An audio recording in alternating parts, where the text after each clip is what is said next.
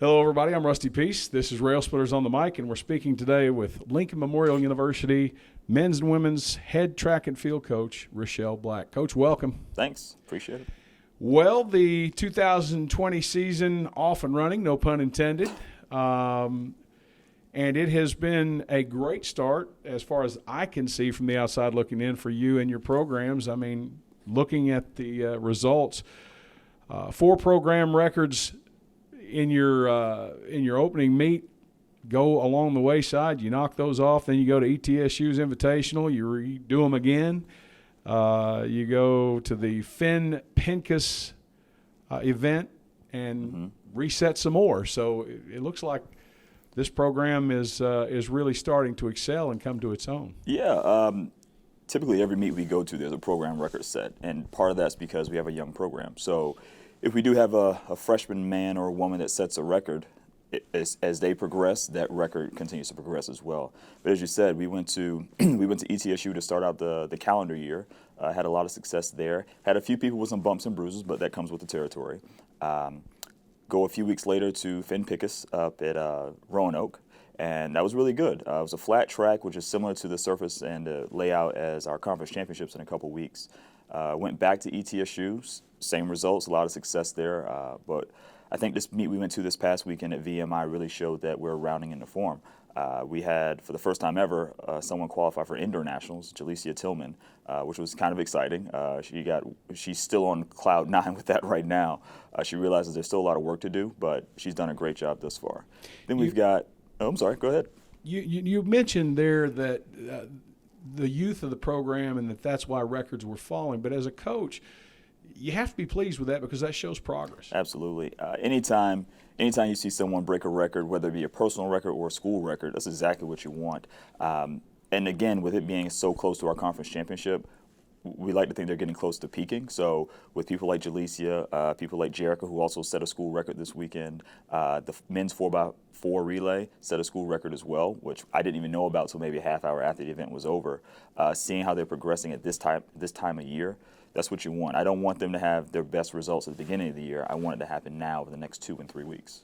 Kind of a double-barrel question for you, and I apologize for that, but is this program where you thought it would be when you took over as head coach, and are we where you would thought we would be at the beginning of the season? I'm going to always say no. They're where I wanted them to be. I'm very eager with results. I know I have to be patient, but I kind of want it right then and there. But in saying that, I've said it to the team a lot. They're a lot better than what other people think they are, and they're a lot better than what they think they are. Again, this weekend showed that, you know what, there's still a lot more there. Obviously, we're not the top tier program, let's say at Queens, but in the sprints, we have people that can compete. In the jumps, we still have Morgan Salyers, who competes very well. She's only jumped once this year, and she's already ranked 4th. And then even in a middle distance, Roberto is doing well, and so is Jonathan Hughes. Then we have 3 young ladies on the women's side in the 800, Maria, Chloe, and Unique, that all 3 are ranked in the top 15 in the conference. So we don't have that 1 or 2 people that are top 2 in the country, like say Queens or Carson Newman, but we do kind of kill you by death by 1,000 cuts. I think we're just as competitive as other programs. You mentioned a couple of the individuals on the programs. Who's come the furthest in terms of really improving their particular events? Whew. I'd say this year 2 people stand out. On the men's side, Sam Lloyd Perks. He might be shocked to hear that. The way that he trained before he came here is a lot different than what he's used to. So he and Coach Donahue have had to have a come to Jesus meeting and talk about how they're going to get the best out of each other to get the best result. And I think that showed. This past weekend, Sam ran collegiate PR and was just maybe less than 5 seconds off of a school record in the 5K, which was pretty good. On the women's side, Jerica this year on the women's side has done very well. She's improved by leaps and bounds, like you said, no pun intended.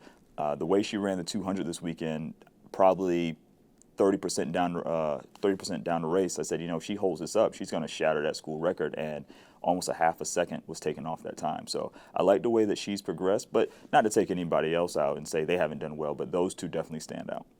So you've had a couple more meets than what I mentioned. You went to the Buccaneer Invitational. You had one this past Friday, I think, the 14th. Now you're looking into the SAC Indoor Championships, which will be it's just around the corner toward the end of the month, I think. Yeah. What do the individuals on these two teams have to do in order to step up their game and compete for possible SAC Indoor Championships? And it's like you just said, they have to compete. When we go to these meets throughout the regular season, the idea is to learn how to race, to improve your times, and to just become more acclimated to running. When we get to our conference championships, I say this every year, times don't matter. So if someone is next to them, their objective is to respond to that person being next to them. If someone passes them, their objective is to respond to them passing by hopefully surging again. A lot of times you see athletes, when someone passes them, they just let it happen. What we have to do is when that happens, we have to say, no, if you're going to pass me, you're going to work for that. So Coach Johnny Hughes says it a lot. We got to compete. And for our championships, that is the main objective. For you, it's kind of a double-edged sword because the progress of the season isn't all that you're dealing with right now. Obviously, you're looking forward into 2020-21. Mm-hmm. You're on the recruiting trail at the same time, and therefore, I know we can't talk about specific individuals, but what are the needs for this program a year from now? The needs are the same every year. Sprinters, jumpers, hurdlers. New this year actually will be throwers and our distance runners. We don't want to sit there and say we're just good or we focus on one facet of the sport. We want to have a complete team. You look at the better teams in the conference; they are a complete team. They have someone in the finals of every discipline of the sport, and we want to do the same thing. Now, we already have had, without saying so much, we have had some verbal commitments and a few signings. So hopefully next year we'll see that the fruits of their labor. We just want to grow as a team. Not to have, it'd be great, and I know some people might love to have 70 and 80 people on the team, but I want to have quality people. I just don't want to have people that are here to be here, that just want to be here. I want to have people that want to be here, contribute, and be the best that they can be. So over the next few weeks in preparation, or a few days in preparation for the upcoming indoor championships, how will you and the teams utilize what's at your fingertips with maybe inclement weather outside, maybe other events going on throughout the arena? That'll kind of cut into your workout schedule. Well, I'm not the biggest fan of a lot of rain and cold, but there are days we have to grit and bear with it and go outside. We still go outside regardless. Our sport's an outdoor sport by nature, so we are out there, weather permitting. I think over the next few weeks, it won't be so much of being on the grind. It's just fine-tuning things here and there. A lot of the work has already been done. To give a cliche, the hay's already in the barn. We just got to go and get it out.